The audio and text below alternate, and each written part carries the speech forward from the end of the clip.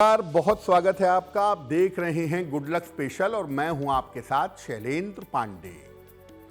आज हम बात करेंगे चंद्र ग्रहण के बारे में और ये चंद्र ग्रहण बहुत विशेष है क्योंकि ये पड़ रहा है श्रावण शुक्ल पूर्णिमा को, यानी रक्षाबंधन के पावन अवसर पर। क्या है इस चंद्र ग्रहण का प्रभाव, कौन से नियम, कौन सी सावधानियां रहेंगी और इस चंद्र ग्रहण का अलग अलग राशियों पर कैसा प्रभाव पड़ेगा, आज इस विषय पर बात करेंगे। तो आपको बताएंगे कि अलग अलग राशियां अगले 15 दिनों तक, अगले 1 महीने तक किन चीजों से हो करके गुजरेंगी और चंद्र ग्रहण के साथ उनको कौन सा उपाय करना चाहिए। तो चलिए कार्यक्रम की शुरुआत करते हैं और सबसे पहले जानते हैं सप्ताह का मंत्र। सप्ताह का मंत्र है ओम रोहिणीशः सुधामूर्तिः सुधागात्रः सुधाशन। ओम रोहिणीशः सुधामूर्तिः सुधागात्रः सुधाशन। विषम स्थान संभूतां पीड़ाम हरतु मे विधु। विषम स्थान संभूतां पीड़ाम हरतु मे विधु। देखिए, ये चंद्र की पीड़ा को दूर करने वाला मंत्र है। अगर चंद्रमा की स्थिति आपकी कुंडली में बेहतर नहीं है और चंद्रमा की निगेटिव स्थिति की वजह से आपको दिक्कतें हो रही हैं, आपको समस्या हो रही है, तो रोज शाम को 108 बार मोती की माला से या रुद्राक्ष की माला से इस मंत्र का जप करिए। चंद्रमा संबंधी अगर कोई भी पीड़ा आपके जीवन में होगी तो वो पीड़ा दूर होगी। धनु राशि, चंद्र ग्रहण का प्रभाव अच्छा दिखाई दे रहा है और चंद्र ग्रहण आपको एकदम से सडनली फायदा पहुंचा सकता है। जो चली आ रही रुकावटें हैं आपके काम में, आपके करियर में, आपकी चली आ रही रुकावटें इस समय दूर होंगी। खास तौर से अगर करियर का कोई काम रुका हुआ है, करियर की कोई बात रुकी हुई है, तो उसमें आपको सफलता की संभावना बन रही है। धन संबंधी समस्याओं में आपके सुधार होता दिख रहा है।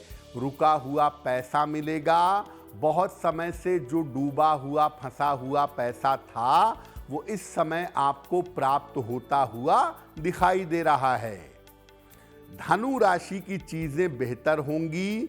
करियर और पैसे के मामले में फायदा होगा और अगर धनु वाले कोशिश करें तो उनके तमाम रुके हुए काम इस समय पूरे होंगे। लेकिन धनु राशि के लोग अपने भाई और बहन के साथ अपने संबंधों का ध्यान रखेंगे क्योंकि भाई बहन के साथ रिश्तों को लेकर के दिक्कतें हो सकती हैं या आपके भाई या आपकी बहन की सेहत इस समय बिगड़ सकती है। तो धनु वालों के लिए अगला 1 महीना बहुत अच्छा है। अगर बुद्धिमानी से चलेंगे तो चंद्र ग्रहण का पूरा फायदा उठा पाएंगे। ग्रहण के बाद शिव मंदिर चले जाइएगा। 28 अगस्त को दोपहर के बाद 1 लोटा जल शिव जी को चढ़ा के प्रार्थना करिएगा। ग्रहण के परिणाम आपके लिए शुभ होंगे।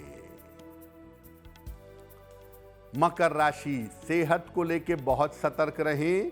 कान, नाक, गला और आंखें, आंखों को लेकर, कान, नाक और गले को लेकर आपकी सेहत में दिक्कतें हो सकती हैं।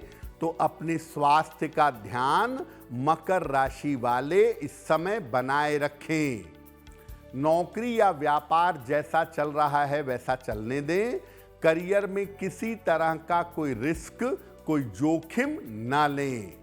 और अगर कोई बड़ा निर्णय लेना है कि चेंज ऑफ प्लेस करेंगे, नई प्रॉपर्टी खरीदेंगे, नई जगह पे जाएंगे, कोई बड़ा निर्णय अगर इस समय लेना चाहते हैं तो बड़े निर्णय लेने में इस समय आप जल्दबाजी मत करिएगा। आपका निर्णय इस समय गलत हो सकता है। और करियर के मामले में जरा भी जोखिम मत लीजिएगा, वरना आप मुसीबत में पड़ेंगे। ग्रहण जब समाप्त हो जाए 28 अगस्त को दोपहर में, तो ग्रहण के बाद चावल का दान किसी निर्धन व्यक्ति को कर दीजिएगा। निश्चित रूप से ग्रहण के दुष्प्रभाव से बचेंगे। कुंभ राशि, स्वास्थ्य का बहुत ध्यान रखिए, क्योंकि इस ग्रहण का प्रभाव आपकी सेहत के लिए बिल्कुल अच्छा नहीं है। स्वास्थ्य में लापरवाही ना करें। जो आपके रिश्ते नाते हैं, जो आपके संबंध हैं, उनको लेकर सतर्क रहें। और महत्वपूर्ण काम जो करियर का है, जीवन का है, उसको टालिए नहीं। अगर महत्वपूर्ण काम टालेंगे, लापरवाही करेंगे, तो सारे के सारे बड़े काम आपके रुक जाएंगे।